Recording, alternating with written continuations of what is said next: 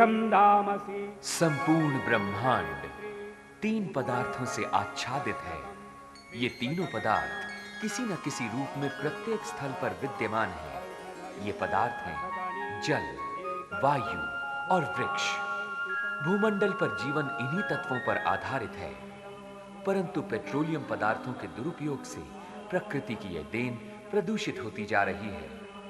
Petroleum पदार्थों का दुरुपयोग न करें, वातावरण को प्रदूषित होने से बचाएं।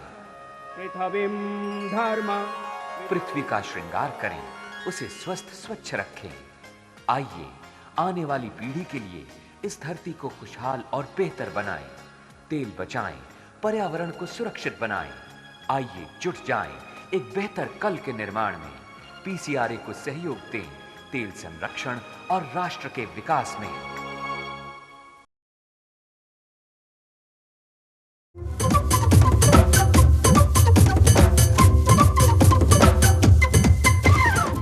प्रकृति के ऊर्जा स्रोतों में तेल के भंडार सीमित हैं। जरूरत इस बात की है कि इस लिक्विड गोल्ड का उपयोग पूरी किफायत के साथ तो किया जाए, उसके विकल्प भी ढूंढे जाएं।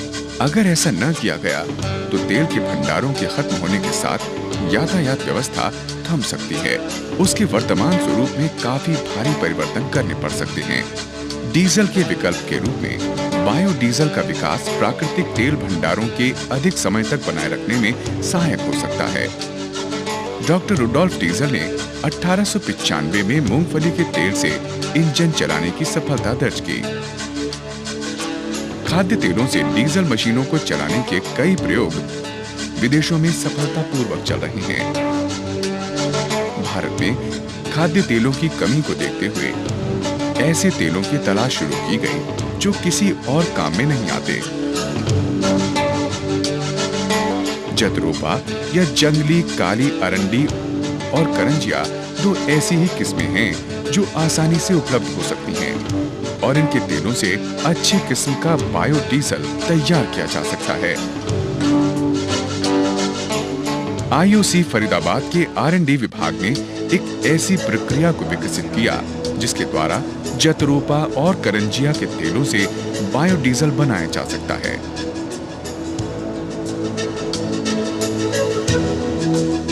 बायोडीजल के औद्योगिक उत्पादन की संभावनाओं को तलाशने के लिए एक पायलट प्लांट भी लगाया गया। प्लांट में बायोडीजल तो बनाया ही गया, इस प्रक्रिया के बाद शेष बच गई सामग्री को प्राकृतिक खाद के तौर पर भी इस्तेमाल किया गया। बायोडीजल जहाँ का भी हो उसे एक स्पेसिफिकेशन मीट करनी पड़ती है जब भी उसे किसी भी वाहन में यूज़ किया जाए। हमने देखा कि ये जो बायोडीजल हमने बनाया है जतरोपा और करंजिया से, ये बिल्कुल स्पेसिफिकेशन पे आता है, सारी स्पेसिफिकेशन ये मीट करता है। हमने उस प्रोसेस को पूरा ठीक तरह से बना के देखा और एक छोटा पायलट प्लांट भी लगाया 60 किलो का। अब देखा जाए बायोडीजल के फ़ायदे क्या हैं, बायोडीजल हमें करना क्यों चाहिए। सबसे बड़ी बात तो ये है कि ये एनवायरमेंटल फ्रेंडली है, इसमें 0% सल्फर है। बायोडीजल के इंजन पर पड़ने वाले स्ट्रेस और पर्यावरण पर उसके बुरे प्रभावों की भी जांच करने पर पाया गया कि ये हर तरह से अच्छा विकल्प है। न तो इसका कोई असर वाहन पर पड़ता है और न ही पर्यावरण किसी भी तरह से दूषित होता है। हमने जतरोपा के ऑयल का बायोडीजल बनाया, उसकी स्पेसिफिकेशन यहाँ पे चेक करी और उसके बाद ये रेलवेज़ को सप्लाई किया।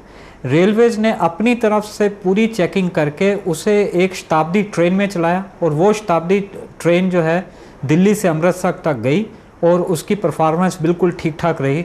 रेलवे का विचार है कि वो बायोडीजल को बहुत लार्ज स्केल पे यूज़ करेंगे। बायोडीजल बनाने के लिए पहले जतरोपा, करंजिया, सोयाबीन, रेपसीड आदि के बीज से तेल निकाला जाता है। तेल को छानकर गोंद अलग कर दिया जाता है। 1 किलो अल्कोहल और 100 ग्राम कॉस्टिक सोडा का अलग से मिश्रण तैयार किया जाता है। फिल्टर किए गए 10 किलोग्राम तेल के साथ इस मिश्रण को मिला दिया जाता है। इस मिश्रण को 65 डिग्री सेल्सियस पर रिफ्लक्स कंडेंसेशन की विधि से 4 घंटे तक गर्म किया जाता है। रिफ्लक्स विधि की जानकारी आवश्यक है, अन्यथा खतरा भी हो सकता है। इस प्रकार उत्तम गुणवत्ता के बायोडीजल और ग्लिसरीन का मिश्रण तैयार हो जाता है। बायोडीजल हल्का होने के कारण ऊपर रहता है और उसे अलग कर दिया जाता है। विधि पूर्वक तैयार किए गए बायोडीजल का इस्तेमाल डीजल की ही तरह किया जा सकता है। कुछ इच्छुक व्यक्ति मिलकर पूरी जानकारी प्राप्त करने के पश्चात इस तरह का प्लांट लगा सकते हैं। अल्कोहल और कास्टिक सोडा दोनों ही कम तापमान पर आग पकड़ लेते हैं, इसलिए इनके उपयोग में सावधानी बरतना आवश्यक है। इसलिए यह आवश्यक है कि बायोडीजल बनाने के लिए इसकी विधि को विशेषज्ञों से समझ लिया जाए। अधिक जानकारी के लिए पीसीआरए से संपर्क करें। एक्सपर्ट्स का मानना है कि जत्रोपा और करंजिया की व्यावसायिक खेती से वेस्ट लैंड का उपयोग किया जा सकता है। काश्तकारों और ग्रामीणों को रोजगार के नए मौके मिल सकते हैं और तेल पर भारी विदेशी मुद्रा के खर्चे में भी कमी लाई जा सकती है।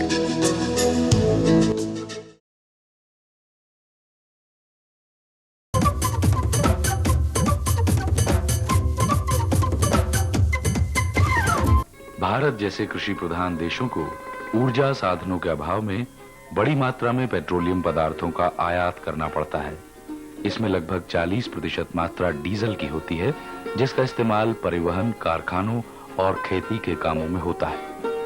इस कमी की स्थिति से निपटने के लिए वैकल्पिक साधनों के विकास कार्य तेजी से किए जा रहे हैं। बायोडीजल बनाना एक ऐसा ही सफल प्रयास है। अब ये बहुत जरूरी हो गया है कि हम अपना बायोडीजल बनाएं, अपना डीजल बनाएं या अपने पेट्रोलियम प्रोडक्ट्स का जो है वो इंटरनल प्रोडक्शन वो इंक्रीज करें। तो इस चीज़ को मद्देनजर रखते हुए गवर्नमेंट ऑफ इंडिया जो है वो बायो फ्यूल्स को बढ़ोतरी दे रही है। तो बायो फ्यूल्स में आजकल दो चीज़ों का बहुत ही चर्चा हो रही है। उनमें एक तो इथेनॉल है और दूसरा है बायोडीजल। इथेनॉल के लिए तो गवर्नमेंट ने पहले डिसीजन ले लिया है कि हमें 5% का जो है मिक्सर करना है या मिक्स करना है इसमें पेट्रोल डीजल में, और वो अभी जो है 9 स्टेट्स में लागू हो गया है और वो ऑलरेडी मिक्स हो रहा है। अब दूसरा जो है मैंने आपको जैसे पहले बताया कि बायोडीजल, तो हमें ये देखना है कि बायोडीजल हम किससे प्रोड्यूस कर सकते हैं।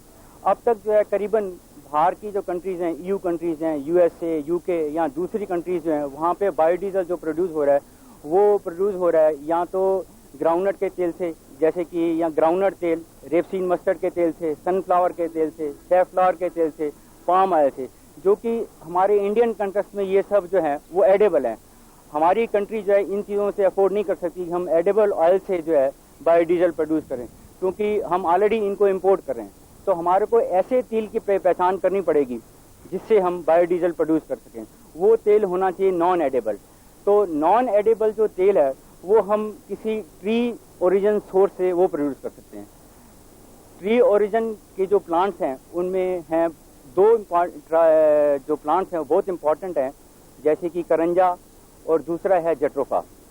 तो जट्रोफा के लिए आजकल ध्यान ज़्यादा जा रहा है, क्योंकि जट्रोफा की जो जेस्टेशन पीरियड है वो केवल 1 ही वर्ष है, जबकि करंजा को जो जेस्टेशन पीरियड है वो करीबन 4 साल है। इसका मतलब ये हुआ कि एक बार हमने जट्रोफा का प्लांट लगा दिया तो 1 साल के बाद हमारे को उपज मिलनी शुरू हो जाएगी, और जबकि करंजा की जो उपज हमें मिलेगी वो 4 साल के बाद मिलेगी। जट्रोफा में जो पहले साल में हमें उपज मिलेगी वो करीबन 250 ग्राम होती है, दूसरे साल इसकी फिर 500 ग्राम हो जाती है, तीसरे साल इसकी करीबन 1 किलो हो जाती है, और चौथे साल में जाके ये करीबन 1.5 और 2 के बीच में हमारे को उपज देता है। तो 1 हेक्टेयर में हम करीबन 2500 प्लांट लगा सकते हैं। तो अगर ये मान लिया जाए कि एक प्लांट के अंदर हमारे को 2 किलो बीज मिलता है, तो 1 हेक्टेयर में हमारे को करीबन 5 टन के करीब मिलेगा, सीड मिलेगा। और उस 5 टन में से जो है करीबन 1.5 मतलब 1.5 टन जो है वो हमें तेल की मात्रा प्राप्त हो जाएगी। अब उस तेल को जो है हमें बायोडीजल में कन्वर्ट करना पड़ेगा।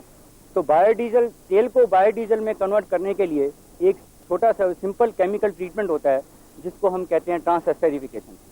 तो वो ट्रांसएस्टरिफिकेशन से जो है हम तेल को जो है वो बायोडीजल में कन्वर्ट कर सकते हैं। जट्रोफा के पेड़, जिन्हें रतनजोत, जमालघोटा, चंद्रजोत, जंगली अरंड इत्यादि नामों से जाना जाता है, भारत सहित विश्व के कई देशों में पाए जाते हैं। ये झाड़ी नुमा शीघ्र बढ़ने वाले पेड़ होते हैं जिनकी ऊंचाई 3 से 4 मीटर की होती है। ये जंगली पेड़ होते हैं जिनका इस्तेमाल खेतों की बाड़ लगाकर जानवरों से सुरक्षा करने के लिए किया जाता है। इन पेड़ों को जानवर खाना पसंद नहीं करते और सभी प्रकार की भूमि पर, चाहे वो बंजर हो या क्षारीय अथवा अन्य प्रकार की, इनको लगाया जा सकता है। अब ये सवाल होता है कि हम जो है जट्रोफा को कैसे अपने खेतों में कैसे लगाएंगे। इसमें हमारे को सबसे पहले तो जो है नर्सरी तैयार करनी पड़ेगी। नर्सरी तैयार करने के लिए एक पॉलीथीन के बैग में नर्सरी तैयार करते हैं और एक पॉलीथीन बैग जिसके अंदर करीबन आधा किलो करीब मिट्टी आ जाए वो ले लेंगे। उसके अंदर जो है 4:1 की रेशो में मिट्टी और खाद उनका मिश्रण करेंगे और उसके अंदर जो है 2 बीज एक पॉलीथीन बैग में डालते हैं और बीज को है करीबन 5 से 6 सेंटीमीटर की गहराई में डालेंगे और करीबन 1 महीने के बाद जब दोनों बीज निकल आए तो उनमें से एक बीज को जो है निकाल देंगे तो उसके अंदर एक ही बीज रह जाएगा। तो वो जब करीबन 3 या 4 महीने का हो जाएगा तो उसको हम ट्रांसप्लांट कर देते हैं खेत में। खेत में ट्रांसप्लांट करने से पहले हमारे को खेत में गड्ढा खोदना पड़ेगा। गड्ढे की जो है वो 1 क्यूबिक फुट का होना चाहिए, चौड़ाई, लंबाई और गहराई 1 फुट और एक गड्ढे में करीबन 2 से 3 किलो फार्म यार्ड मैन्योर डालनी पड़ेगी और उसके बाद जो है इसको अच्छी तरह से मिश्रण करके उसका फिर उसके अंदर जो है जट्रोफा की जो ट्रांसप्लांटेशन करते हैं। जट्रोफा को कलमों से भी तैयार किया जा सकता है। कलम से लगाने के लिए 2 या 3 साल पुराने वृक्षों से कलम लेनी चाहिए। कलम लेते समय इस बात का ध्यान रखना चाहिए कि कलम की मोटाई 2 से 3 सेंटीमीटर हो और लंबाई 30 से 40 सेंटीमीटर हो और जो पौधे के नीचे की तरफ का भाग है टहनी का, उसमें से हो सके तो वही कटिंग कलम यानी कि यूज करनी चाहिए और उसका 2/3 भाग या तो नर्सरी की क्यारियों में लाइन से लाइन दूरी 30 सेंटीमीटर आप रख सकते हैं या फिर पॉलीथीन में 2/3 भाग उसका मिट्टी में दबा दें और पानी लगातार लगाते रहें।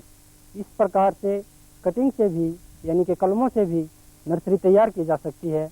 उसमें भी आप 3-4 महीने के बाद पौधरोपण के लिए खेत में पौधरोपण करने के लिए जा सकते हैं, जैसा कि बीज से तैयार किए गए पौधों को लगाते हैं और उसके बाद सिंचाई कर दें।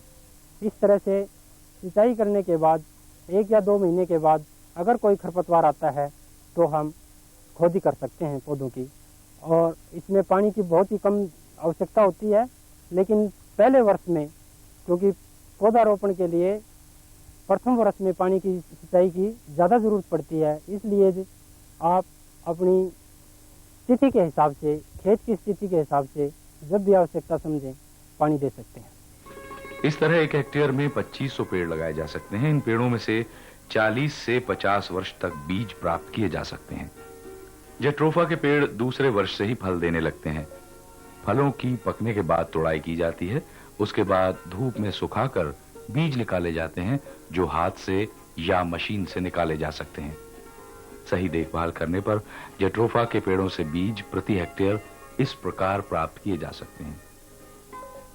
दूसरे वर्ष 500 किलोग्राम प्रति हेक्टेयर, तीसरे वर्ष 1000 किलोग्राम, चौथे वर्ष 2000 किलोग्राम, पांचवें वर्ष 3000 किलोग्राम और छठे वर्ष से 35-40 वर्ष तक 4000 किलोग्राम प्रति हेक्टेयर। अब मैं किसान भाइयों से ये आग्रह करूंगा कि ये अपने खेत में जट्रोफा की जो है प्लांटेशन करें, चाहे उनकी ज़मीन चाहे उर्वरक हो या किसी भी तरह की ज़मीन हो, उसमें इसको लगाएं। उससे उनको बहुत ही लाभ प्राप्त होगा। जिस ज़मीन में और कोई चीज़ नहीं हो सकती उसके अंदर जट्रोफा बहुत अच्छी तरह से लगाया जा सकता है। हमने अपनी तरफ से कास्ट वर्कआउट करी है, वो करीबन 25,000 रुपये प्रति हेक्टेयर के हिसाब से लगेगा और फिर मेंटेनेंस का करीबन 5,000 रुपये, तो कुल मिला के 30,000 रुपये प्रति हेक्टेयर इसकी जो है लागत है। पर ये लागत एक टाइम की है, उसके पश्चात जो है किसान को अपने जेब से कुछ नहीं लगाना। 40 साल तक उसको उपज ही उपज मिलती रहेगी। सिर्फ उसका जो मेहनत होगी वो सिर्फ बीज को एकत्रित करने में लगेगी या कुछ निकाई गुड़ाई करने में लगेगी और अगर रेतीली ज़मीन है तो उसको एक आधी जो है सिंचाई भी करनी पड़ेगी। अभी जो टेंटेटिवली हमने ये डिसाइड किया है कि 5 रुपये प्रति किलोग्राम के हिसाब से फीड इसका बिकेगा। तेल तो वो डिपेंड करता है कि जो किसान ने बीज दिया उसमें तेल की मात्रा कितनी है। हम तो ये कहते हैं अगर 30% मात्रा है उसके अंदर तो वो करीबन तेल जो है 15-16 रुपये के करीब बिक जाएगा, 15-16 रुपये 1 लीटर। अब हमने ये डिसाइड किया है कि एक ऑल इंडिया नेटवर्क बनाएंगे फॉर जेट्रोफा इम्प्रूवमेंट। उसके अंदर विश्वविद्यालयों को भी लेंगे, उसके अंदर ICFRE इंस्टीट्यूट को भी लेंगे, CSIR इंस्टीट्यूट को भी लेंगे, डिपार्टमेंट ऑफ बायोटेक्नोलॉजी को भी लेंगे।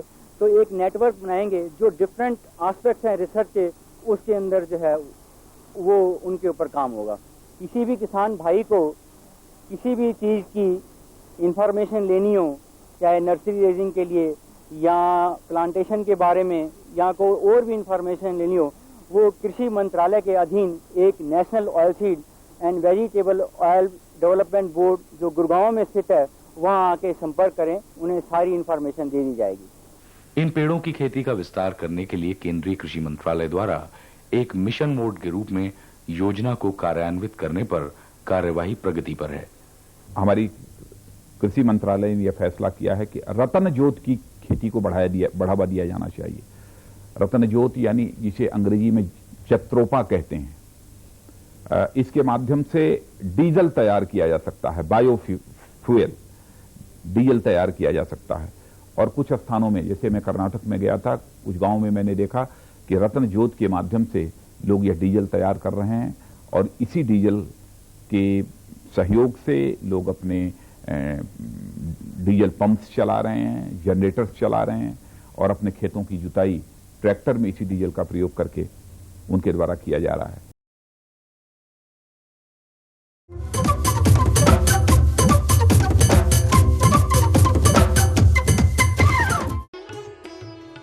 अखाद्य तेलों का उपयोग भी डीजल ही की तरह किया जा सकता है।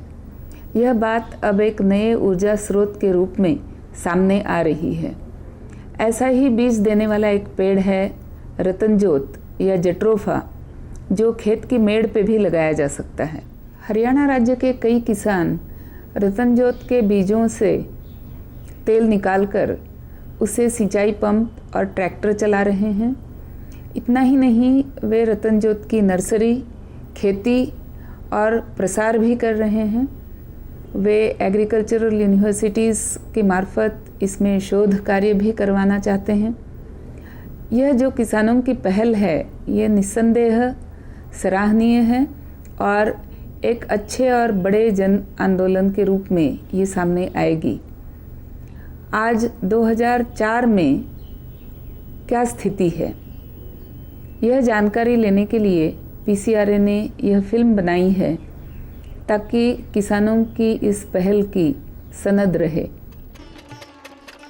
खेती के लिए सिंचाई पंप हो या ट्रैक्टर या फिर परिवहन के साधन, सभी को चलाने के लिए जरूरत होती है ऊर्जा की। हमारे देश में ऊर्जा की जरूरत के मुकाबले उसकी उपलब्धता काफी कम है।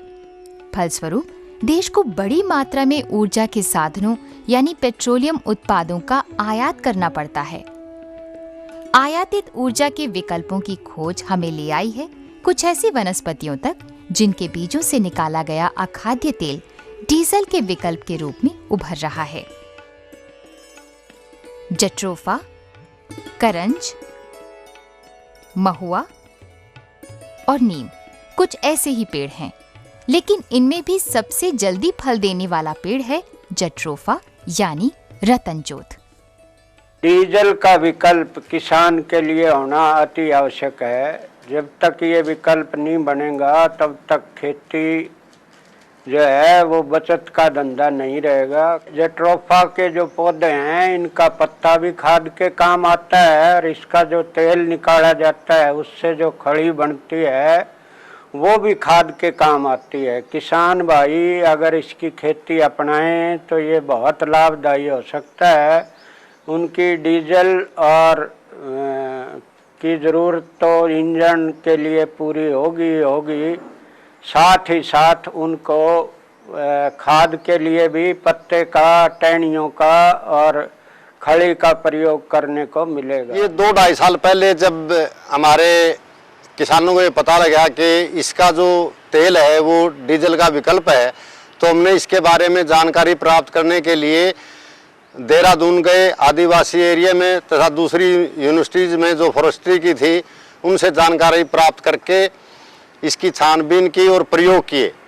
और इसके बारे में हमने एक किताब भी लिखी है जिसका नाम टाइटल हमने दिया है कि अब खाड़ी का तेल नहीं झाड़ी का तेल चलेगा, जिससे किसानों में काफ़ी जागृति आई और उस जागृति के कारण हमारे ज़िले के काफ़ी किसानों ने इसकी वानिकी अपनाई है और कामयाब है। जट्रोफा के बीजों का तेल निकलवाने के लिए किसान सरसों का तेल निकालने वाली घानी यानी एक्सपेलर का इस्तेमाल कर रहे हैं। आमतौर पर जट्रोफा के 10 किलोग्राम बीजों से 3 लीटर तेल, 6 किलोग्राम खली और 1 किलोग्राम गाद प्राप्त की जा सकती है। अब तक तो सरसों का तेल निकालते थे इसमें, और पिछले कुछ दिनों से हमने इसमें जट्रोफा का रतनजोत का तेल भी निकालना शुरू कर दिया जी। रतनजोत का जो किसान बीज लेके आते हैं हम पिड़ाई की दर वही लेते हैं जो हम सरसों के लेते हैं 1.5 रुपये पर केजी के हिसाब से। इसमें एक ऐसा तेल और 2 से इसमें खड़ निकलती है और जमींदार सच अपना निकलवा के वापस लेके जाते हैं जी। और इसको मतलब किसान या हम जैसे निकालते हैं तो इसको 2-3 दिन इसको किसी बर्तन में रखते हैं धूप के अंदर, और 3 दिन के बाद में नितर के तैयार हो जाता जी। उसके बाद में किसान लोग अपना उसमें डीजल वगैरह में यूज़ करते हैं इसको चलाने के लिए। हमारे पास में अभी तक हमने पिछले 1 साल से करीबन 5-6 क्विंटल सरसों इसका रतनजोत का तेल निकाल चुके हैं जी। अभी प्रयास किया है कि रतनजोत का बीज अगर ज़्यादा मात्रा में हमारे पास में आएगा तो हमें एक दूसरी मशीन और लगा के इसका कंटिन्यू उसके ऊपर चलाएंगे, एक हम सरसों के ऊपर चलाएंगे। विचार भी अभी हमने बनाया है। हरियाणा राज्य के जींद और सिरसा जिलों के कई किसान जट्रोफा यानी रतनजोत के बीजों का तेल बायो ऊर्जा के रूप में इस्तेमाल करने लगे हैं। जट्रोफा जो है ना का तेल निकाल के स्पेलर से अपने ट्रैक्टर में और इंजन में काम इस्तेमाल करता हूँ। इससे जो है ना नए इंजन में कोई इफेक्ट आता और बढ़िया इंजन चलता है और बढ़िया ट्रैक्टर चलता है। अपने ट्रैक्टरों में डीजल के बजाय केवल जट्रोफा का तेल इस्तेमाल करने वाले किसानों के अनुभव काफी उत्साहवर्धक रहे हैं। हम कोई 1 साल 1.25 साल से इसका प्रयोग कर रहे हैं।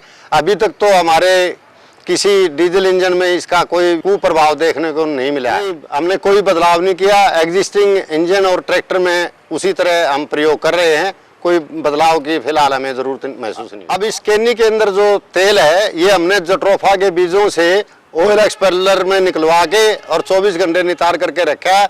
अब हम आपके सामने इस जट्रोफा के तेल से जो इस ट्रैक्टर में डाल रहे हैं उसे ट्रैक्टर चला कर दिखाएंगे।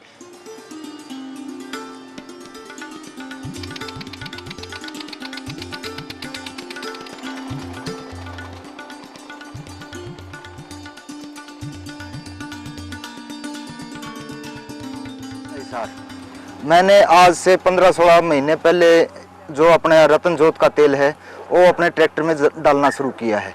लेकिन जब मैंने रतनजोत का तेल डालना शुरू किया उससे पहले मेरा ट्रैक्टर रिपेयर पर था और आज तक 15-16 महीने हो गए मैंने ट्रैक्टर अपना रिपेयर नहीं करवाया है और ना किसी प्रकार का धुआं देने लग रहा है ट्रैक्टर। और मेरी एवरेज जब जो डीजल था उसकी 1 लीटर जहाँ लगता था ये रतनजोत का तेल मेरा 600 ml लगने लग रहा है। कुछ किसान जट्रोफा के बीजों का तेल ट्रैक्टर चलाने के अलावा सिंचाई के इंजन में भी डीजल के विकल्प के रूप में बड़ी सफलता पूर्वक इस्तेमाल कर रहे हैं। जो ये तेल आपको दिखाई दे रहा है ये हमारा जट्रोफा कर्कश के बीजों से निकाला हुआ तेल है, जो कि हम ये इंजन जो चला रहे हैं लगभग हम 1 साल से इसी से इंजन चला रहे हैं, जिसके कि बड़े अच्छे रिजल्ट हैं। आज तक हमारे इंजन में किसी भी प्रकार का कोई डिफेक्ट नहीं आया है और इससे जो एवरेज है वो ज़्यादा है। और हमने इसको देखा है कि जो हम साधारण डीजल से जो इंजन चला रहे हैं उससे 40% ज़्यादा ये एवरेज दे रहा है। इसको हम बिल्कुल प्योर अकेला ही तेल चला रहे हैं, इसमें किसी प्रकार का डीजल या दूसरी मेथनॉल वगैरह दूसरी चीज़ें नहीं मिला रहे। ये सिर्फ इसके तेल से ही चला जा रहा है, जिसके कि बड़े अच्छे रिजल्ट हैं। इसके अंदर आपके सामने तेल डाला है और इस तेल से जो पानी दिखाई दे रहा है वो, और इसका आप धुआं देखिए, इसमें किसी भी प्रकार का धुआं नहीं है। और जो इसके अंदर से बाहर गैस आ रही है इसके अंदर कोई बदबू नहीं बल्कि खुशबू है।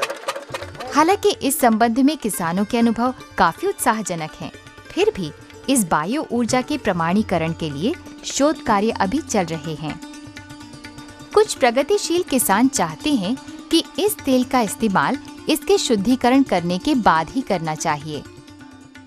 कुछ किसान भाई जो हैं वो यों का यों इसका तेल प्रयोग कर रहे हैं डीजल में, डीजल के साथ भी और बगैर डीजल के भी इंजन में, ट्रैक्टर में। हो सकता है कि वैज्ञानिक उसको सही ना मानते हों, अतः उनको उसको गर्म करके या किसी तरह भी उसका शुद्धिकरण जरूर कर लेना चाहिए, ताकि लंबे समय के प्रयोग के बाद उनके इंजन में या उनके ट्रैक्टर में खराबी ना आ जाए। मेरे पौधे जो हैं वो इसी साल फल देना शुरू कर देंगे। उसके बाद मैं ये कोशिश करूँगा कि लुधियाना में स्कूल ऑफ इंजीनियरिंग से उसका पता लगाऊं कि ये किस तरह से साफ करके और इसको प्रयोग किया जा सकता है, ताकि किसान की इसमें बचत हो। बायोडीजल की खपत के लिए एक बड़ा बाजार देश में ही मौजूद है। उदाहरण के लिए हरियाणा राज्य के अकेले जींद जिले में ही 13,600 के करीब ट्रैक्टर और लगभग 47,000 से अधिक सिंचाई इंजन सक्रिय हैं, जिनमें डीजल की जगह बायोडीजल का इस्तेमाल किया जा सकता है। इस प्रकार इस तरह के पेड़ों के अधिकाधिक रोपण की व्यावसायिक संभावनाएं बढ़ रही हैं। किसान क्लब के कहने से हमने ये जट्रोफा की नर्सरी तैयार की है। हमारे से नर्सरी से पेड़ पौधे दूर दूर के लोग ले जाते हैं।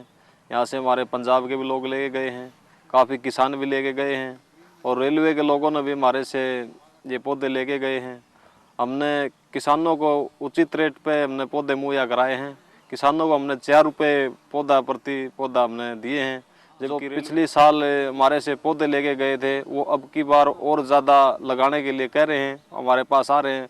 हमने करीबन 3-4 लाख पौधे लगाए थे, हमने सारे पौधे बेच दिए हैं। अब 30-35 हज़ार पौधे हमारे पास हैं। बाकी हम अब अगले महीने नर्सरी शुरू करेंगे। इसको नवंबर और दिसंबर में छोड़कर आप कभी भी मतलब नर्सरी तैयार कर सकते हैं। बायो ऊर्जा की सफलता से उत्साहित कुछ स्वयंसेवी संस्थाएं किसानों में इसका प्रचार प्रसार भी करने लगी हैं। मैं हर रोज 2 गांव के अंदर जट्रोफा कर्कस का जो पौधा है, जिसको हम हिंदी में रतन जोत बोलते हैं, इसका जो तेल हम निकलवाते हैं सरसों के स्पेलर से, और उसके बाद में सीधा डायरेक्ट इसके ट्रैक्टर के अंदर डलवा के किसान को बांध करवा के दिखाते हैं।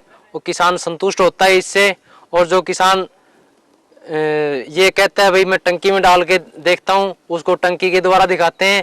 नहीं, ये जो मैं सिस्टम पकड़ा हुआ है इससे डायरेक्ट इंजन के अंदर दे के ट्रायल बेस पे हर रोज 2 गांव अटेंड करता हूँ।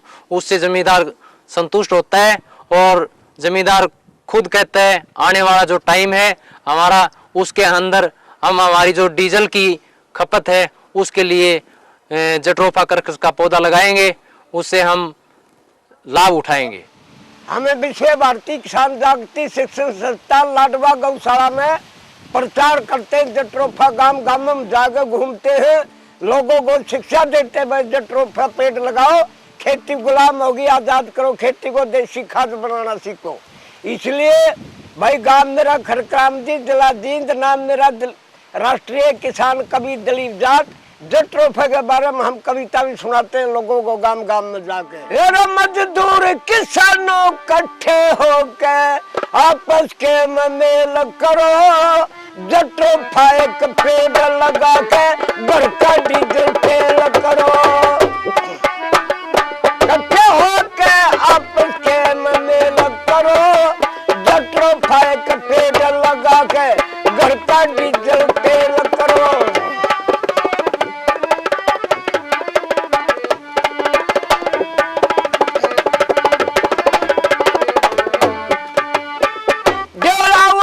लगा दियो करो बीच में खेती क्यारी, और फसल ने भी सिद्ध है कोना बात एक यो न्यारी। पत्ते यूरिया का काम करेंगे कैदी बात हरी, और खड़ करेगी डीएपी का सुन लो सब नर नारी। भाई फर्टिलाइजर कारखाना में सारे मिल के फेल करो, घर का डीजल फेल करो।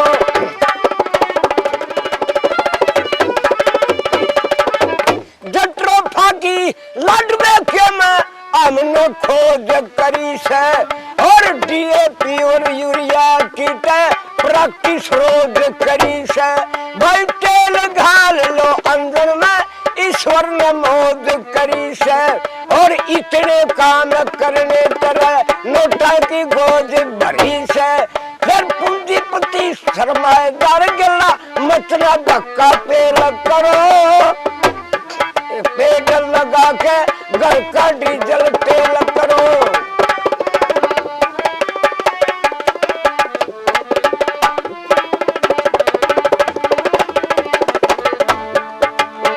लाडवे गौशाला के अंदर जट्रोफा पेडल लगाया, और एक पेड़ से 5 लीटर डीजल हमने पाया। भाई तेल घाल लो अंदर मेनू हो जा भाग सवाया, और यूनिवर्सिटी की प्रदर्शनी में अंदर खूब चलाया। भाई इस तेल ने गाल के चाहे बेशक चालू रेल करो, जट्रोफा के पेडल लगा के घर का डीजल तेल करो। इस बायो ऊर्जा की उपयोगिता अब केवल कृषि कार्यों तक ही सीमित नहीं रह गई है, बल्कि हरियाणा राज्य की रोडवेज बसों में, भारतीय रेल में और विदेशी मूल की लग्जरी कारों में भी इसका इस्तेमाल प्रयोगात्मक रूप में किया जाने लगा है। आशा है इन उपलब्धियों से पीसीआरए के तेल संरक्षण प्रयासों को और भी बल मिलेगा। इस प्रकार जट्रोफा एवं अन्य अखाद्य तेलों को बायो ऊर्जा के रूप में प्रयोग में लाने से देश स्वावलंबी बनेगा। देश में न केवल वातावरण साफ होगा, बल्कि इसकी खेती से रोजगार के साधन भी बढ़ेंगे। इन पेड़ों के बीजों से बायोडीजल बनाने का ग्रामीण व्यवसाय अब देश में ऊर्जा के दरवाजे पर दस्तक दे रहा है।